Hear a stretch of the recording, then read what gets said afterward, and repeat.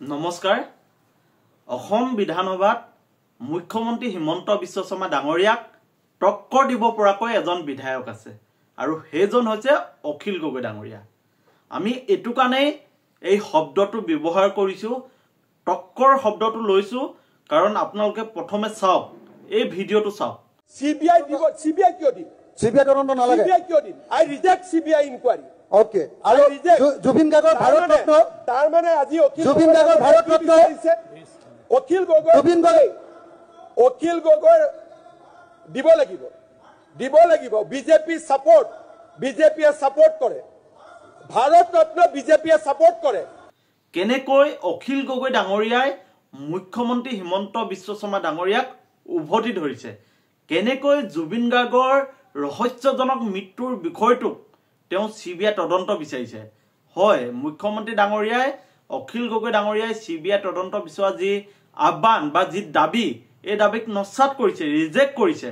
কিন্তু অখিল গগৈ ডাঙৰীয়াই কথাৰ পাকচক্ৰত কেনেকৈ হিমন্ত বিশ্ব শৰ্মাক সামৰি তেওঁ কেনেকৈ জুবিন গাৰ্গৰ যি ৰহস্যজনক মৃত্যুৰ এই বিষয়টোক ন্যায় দাবী কৰি আছে আৰু কেনেকৈ অসম বিধানসভাত যিহেতু মুখ্যমন্ত্ৰী অসম বিধানসভাৰ হাউজৰ তেওঁ লিডাৰ, গতিকে তেখেতক অখিল গগৈ ডাঙৰীয়াই আহ্বান জনাইছে যে আপুনি হাউজৰ লিডাৰ, গতিকে আপুনি জুবিন গাৰ্গৰ ভাৰত ৰত্ন বিষয়টো প্ৰস্তাৱ দিয়ক।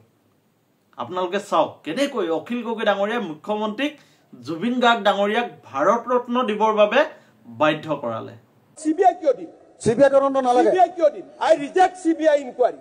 Okay. আৰু জুবিন গাৰ্গৰ ভাৰত ৰত্ন তাৰ মানে আজি জুবিন গাৰ্গৰ ভাৰত ৰত্ন অখিল গগৈ দিব লাগিব বিজেপি সাপোৰ্ট, বিজেপিয়ে সাপোৰ্ট কৰে, ভাৰত ৰত্ন বিজেপিয়ে সাপোৰ্ট কৰে। ভাৰত ৰত্ন বিধানসভাত প্ৰস্তাৱ লৈ ভাৰত ৰত্ন দিব লাগে। একো জুবিন গাৰ্গ ভাৰত ৰত্ন দিবৰ কাৰণে আজি বিধানসভাত প্ৰস্তাৱ লয়। কলো নহয়, মোৰ কোনো আপত্তি নাই। প্ৰস্তাৱটো লওক, আপত্তি নাই নহয়, লওক। আপুনি মুভ কৰক, আপুনি লিডাৰ অফ দ্য হাউচ, আপুনি প্ৰস্তাৱটো দিয়ক। মই আপুনি leader of the house, Bharat Ratna দিবৰ কাৰণে প্ৰস্তাৱটো লওক। মাননীয় অধ্যক্ষ মহোদয়, মই প্ৰস্তাৱ কৰিলো যে জুবিন গাৰ্গক ভাৰত ৰত্ন দিব লাগে। হৈ গ'ল। হয়, আপোনালোকে ভিডিঅ'টো শুনিলে যে অখিল গগৈ ডাঙৰীয়াৰ কথাৰ পাকচক্ৰত মুখ্যমন্ত্ৰী বাধ্য হ'ল, তেওঁ প্ৰস্তাৱ দিলে যে জুবিন গাৰ্গক ভাৰত ৰত্ন দিব লাগে আৰু অসম বিধানসভাই এই প্ৰস্তাৱ গ্ৰহণ কৰি ভাৰত চৰকাৰলৈ প্ৰেৰণ কৰিব। গতিকে অখিল গগৈ ডাঙৰীয়াৰ দৰে আমাক লিডাৰ লাগে, বিধায়ক লাগে আৰু 10জন বিধায়ক লাগে, যি মুখ্যমন্ত্ৰী ডাঙৰীয়া চকুত হৈ কথা ক'ব পাৰে, যি মুখ্যমন্ত্ৰী ডাঙৰীয়াক হিলাই দিব পাৰে, যি মুখ্যমন্ত্ৰী ডাঙৰীয়াক অসমৰ সমস্যাবোৰ কথা সন্মুখত ক'ব পাৰে, বিধানসভাত শক্তিশালীৰ ওপৰত উপস্থাপন কৰিব পাৰে, তেনেকুৱা বিধায়ক আমাক আৰু 10জন লাগে। আজি বাকী অপজিশ্যনে মনে মনে বহি থাকে, শক্তিশালী ৰূপত তেওঁলোকৰ কথাবোৰ তেওঁলোকে ক'বলৈ সক্ষম নহয়, কিন্তু অখিল গগৈ ডাঙৰীয়াই অসম বিধানসভাত কেৱল 2 মিনিট সময় পায় আৰু সেই 2 মিনিটতে তেওঁ যিমান পাৰে চৰকাৰক বাধ্য কৰাবলৈ তেওঁ সক্ষম হয়।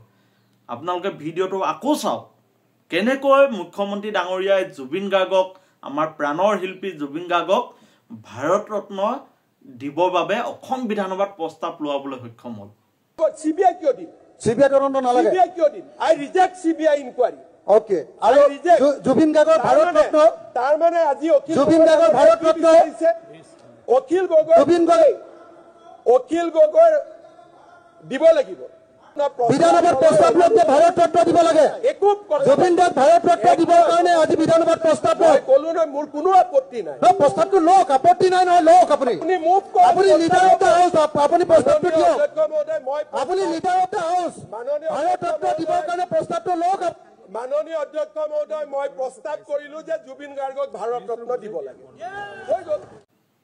গতিকে আমি আকৌ কওঁ যে আমাক অখিল গগৈ দৰে আৰু 10জন বিধায়ক অসম বিধানসভাত লাগে, যি আপোচবিহীনভাৱে, দ্বিধাহীনভাৱে অসমৰ ৰাইজৰ কথাবোৰ বিধানসভাত ক'ব পাৰে, যি মুখ্যমন্ত্ৰীয়ে ইচ্ছা নকৰিলেও কৰাবৰ কাৰণে যিকোনো কাম অসমৰ পক্ষত অসমৰ ৰাইজৰ স্বাৰ্থত কৰাবৰ কাৰণে বাধ্য কৰাব পাৰে।